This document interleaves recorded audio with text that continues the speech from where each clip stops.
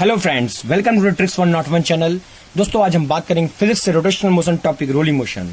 दोस्तों, इस वीडियो को आप जरूर अंत तक देखिएगा, आप कुछ नया सीख के जाएंगे और most important minimum at least one question आप कंफर्म करके जाएंगे जो कि कॉम्पिटिटिव एग्जाम में आएगा।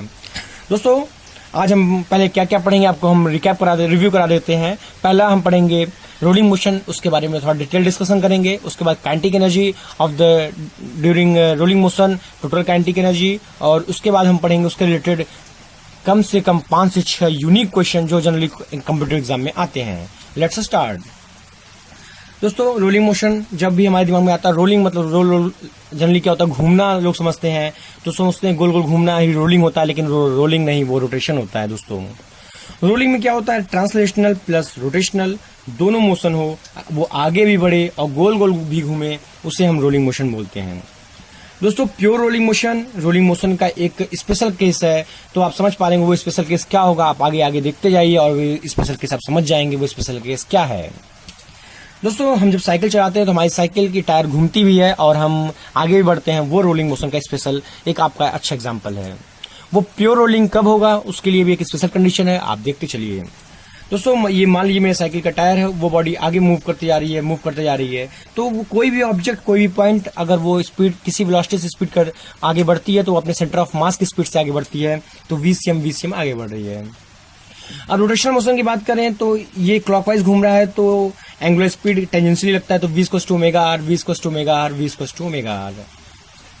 दोस्तों, अगर इस दोनों डायग्राम को अगर हम कंबाइन करें, एक जगह लिखें, तो कैसे लिखेंगे, इस तरीके से लिखेंगे, ये VCM ओमेगा r, VCM ये omega r tangentially, VCM omega r and VCM omega r। अब देखते चलिएगा ये क्या हुआ। अब ये देखिए VCM ओमेगा r, ये यहाँ पे ओमेगा r, यहाँ पे ओमेगा r और यहाँ पे ओमेगा r। अब दोस्तों क्या होता है, at the point of the contact हम यहाँ के बारे में बात करते हैं कि अब क्या होगा यहाँ पे। अगर VCM = ओमेगा r हुआ, VCM = r ओमेगा, तो क्या होगा, pure rolling at the contact point. और अगर VCM is greater than r omega और VCM is less than r omega, तो यहाँ पे प्योर रोलिंग नहीं, स्किडिंग होगा। ये क्वेश्चन भी बहुत आता है, कहाँ पे होगा, at the point of contact पे। दोस्तों, अगर VCM = r ओमेगा हो गया, तो इस डायग्राम में आप देख पा रहे होंगे, यहाँ पे VCM, यहाँ पे ओमेगा r दोनों इक्वल टू हो गया, तो 2 VCM हो गया। यहाँ VCM, यहाँ ओमेगा r, यहाँ पे भी VCM लिख दें तो √2 VCM इस डायरेक्शन में हो जाएगा दोस्तों, और यहाँ पे VCM, यहाँ ओमेगा r, तो √2 VCM इस डायरेक्शन में हो जाएगा। दोस्तों, कई बार ये क्वेश्चन कंप्यूटर एग्जाम में आ गया है कि इसका डायरेक्शन क्या होगा, velocity at the point of the position पूछ लेगा कहाँ पे होगा, और यहाँ पे वेलोसिटी 0 होगा। इस चीज को हमने जनरलाइज करके एक डायग्राम बनाया, आप यहाँ पे देखिएगा, v = 0 हो गया, √2 VCM, 2 VCM एंड √2 VCM। अगर इस चीज को आप समझे नहीं है तो आप इस तरीके के डायरेक्शन आप इमेजिन भी नहीं कर सकते कि ऐसे डायरेक्शन यहाँ पे बनेंगे। दोस्तों, एक बहुत इंपॉर्टेंट बात यहाँ पे आती है प्योर रोलिंग के बारे में। At the point of the contact velocity 0 होता है, सही बात है, कोई बात इसमें घबराने की बात नहीं है। हमने बोला VCM = r ओमेगा होता है, तो एक VCM इधर लग रहा है, r ओमेगा आ रहा है, तो 0 हुआ। यहाँ पे पूछता है कौन सा फ्रिक्शन लगेगा, तो स्टैटिक फ्रिक्शन, ये भी ठीक है, लेकिन बहुत इंपॉर्टेंट बात क्या है, friction is not always required for rolling. ऐसा नहीं है कि फ्रिक्शन चाहिए रोलिंग मोशन के लिए, ये भी काफी इंपॉर्टेंट कॉन्सेप्ट है। अगर आप लोग कहिएगा तो कमेंट में सेक्शन में जरूर बताइएगा, तो हम इसको भी डिटेल डिस्कशन कर लेंगे कि friction is not always required for rolling motion. ठीक है दोस्तों, इसके बाद हम स्टार्ट करेंगे अब kinetic energy during pure rolling motion. दोस्तों, हमने रोलिंग के बारे में डिस्कस किया, चलना प्लस घूमना, चलना मतलब ट्रांसलेटरी मोशन, घूमना प्लस मतलब रोटेशनल मोशन। अब बात करेंगे कि यहाँ पे काइनेटिक एनर्जी का जो फार्मूला होता है क्या होता है, ये जनरली याद होता है, ½ VCM²। ये कोई बड़ी बात तो है नहीं, ये हम जनरली काइनेटिक एनर्जी में पढ़ते आए हैं, लेकिन यहाँ पे 1 + k² ऐड हो जाता है। 1 तो कोई बात नहीं, यहाँ पे ट्रांसलेटरी मोशन का लगता ही था, k² ये रोटेटरी मोशन का, यही इस फार्मूला में यही कॉन्सेप्ट छिपा है। अगर ये ट्रांसलेटरी मोशन का है, ट्रांसलेटरी का, और ये आपका k² रोटेटरी मोशन का मतलब यहाँ पे यूज है।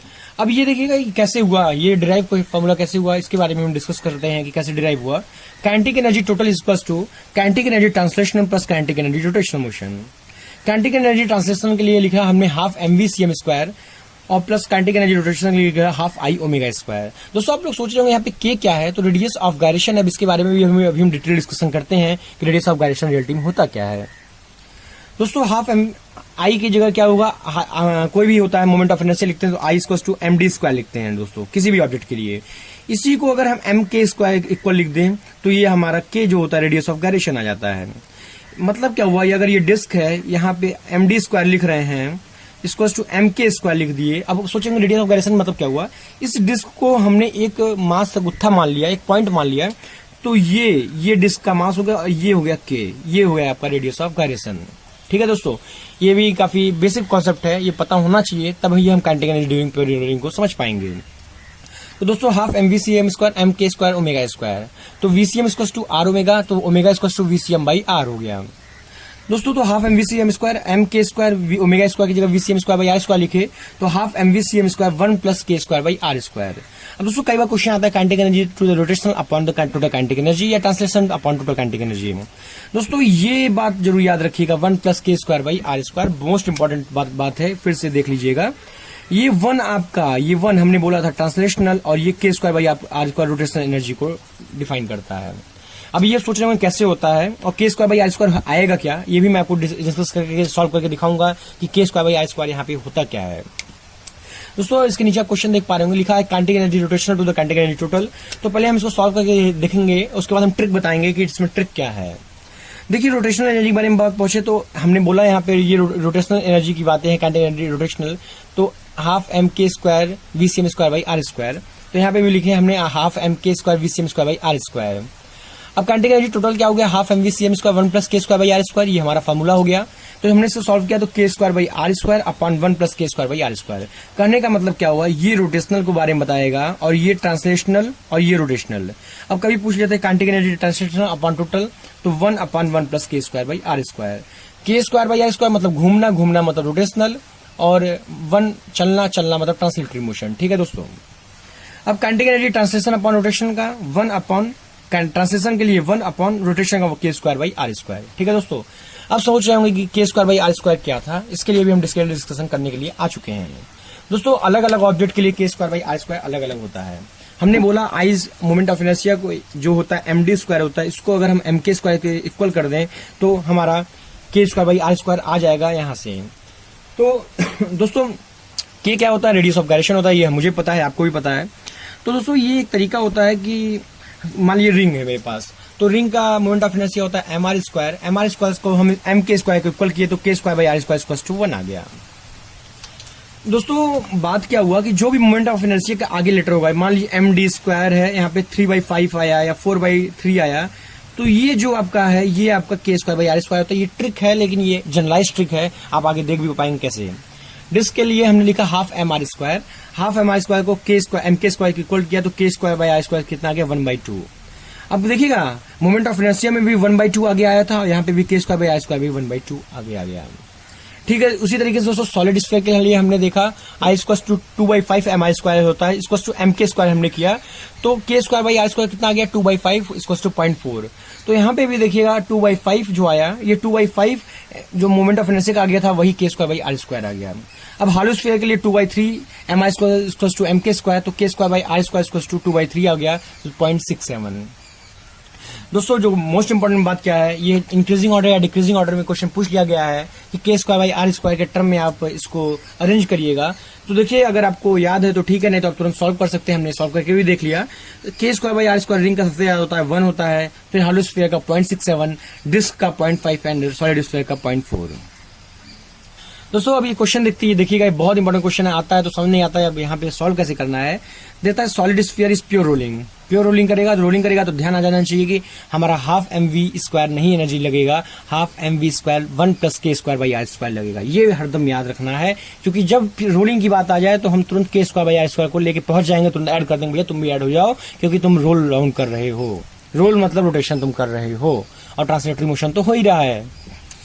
अब देखिएगा पूछा find the fraction of total kinetic energy in the form of rotation. तो काइनेटिक एनर्जी रोटेशन हमने डिस्कस किया k square by R square upon 1 plus k square by R square total के लिए। ये क्या हो गया ट्रांसलेटरी, ये हो गया रोटेशनली। हमने कितनी बार डिस्कस कर लिया, दिमाग में बैठ आना चाहिए। 5-6 बार अगर कोई फॉर्मूले हम बोल दें तो याद हो जाता है।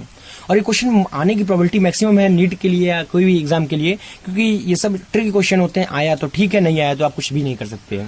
तो k square by R square यहाँ पे क्या दिया था, सॉलिड स्फीयर दिया था। सॉलिड स्फीयर का हमने निकाला 2/5, 1 प्लस 2/5, तो हमारा आंसर आ गया 2/7। ठीक है दोस्तों, अब इसके बाद हम स्टार्ट करेंगे मोस्ट इंपॉर्टेंट क्वेश्चन। आप देखिएगा जो काफी इंपॉर्टेंट है, और क्वेश्चन अगर आ गया एग्जाम में, अगर आपको सॉल्व किए तो ठीक है, नहीं तो आप डायरेक्टली तुरंत वहां पे इसको सॉल्व नहीं कर पाएंगे। दोस्तों देखिएगा क्वेश्चन दे रहा है, मोस्ट इंपॉर्टेंट क्वेश्चन में आपका एक सॉलिड स्फीयर है और वहां पे इंक्लाइन प्लेन पे है, उसको हमने रोल डाउन कराया। रोल डाउन किया तो मतलब रोलिंग किया। अब रोलिंग किया तो हमें याद होना चाहिए जब भी एनर्जी लगेगा तो हाफ एम वी स्क्वायर नहीं लगेगा, 1 plus k square by R square भी पहुंचेगा, चिपक जाएगा k square by R square. तो वो जब अपने बेस पे पहुंचता है तो velocity of centre of mass पूछ रहा है, क्या होगा। Find the speed of centre of mass at the lowest position VCM, क्या होगा।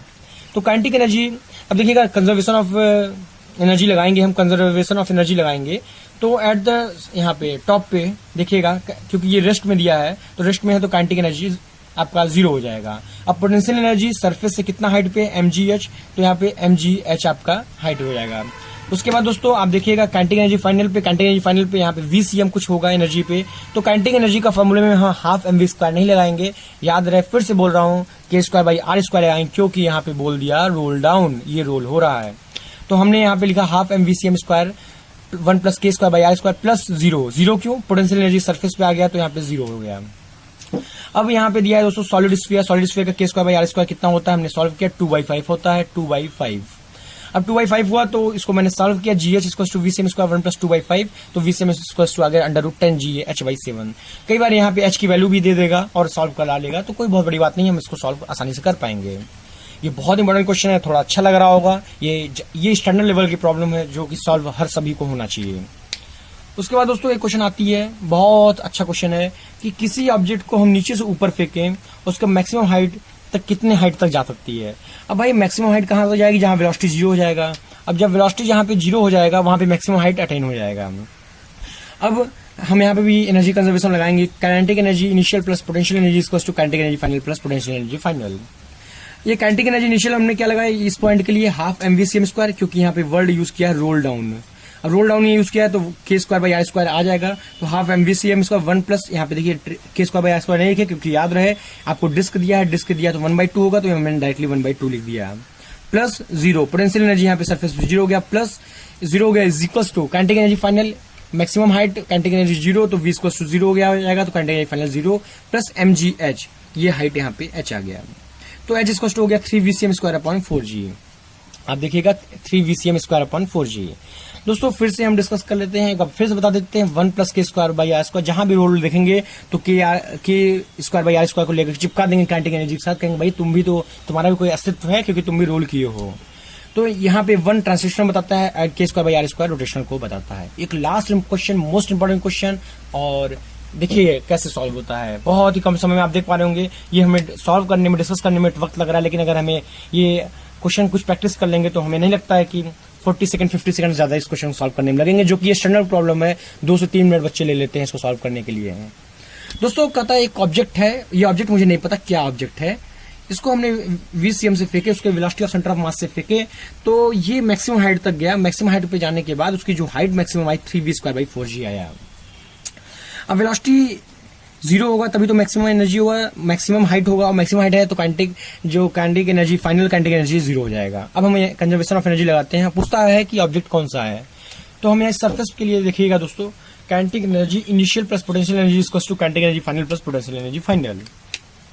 अब kinetic energy initial half mvcm square 1 plus k square by R square, क्यों रोल डाउन आ गया, रोल डाउन आ गया तो k square by R square को लिखेंगे। जनरली हम गलती क्या करेंगे, फ्लो में रहेंगे, 1 प्लस हाफ mv स्क्वायर लगा के निकल जाएंगे और वहीं हम गलती कर बैठेंगे।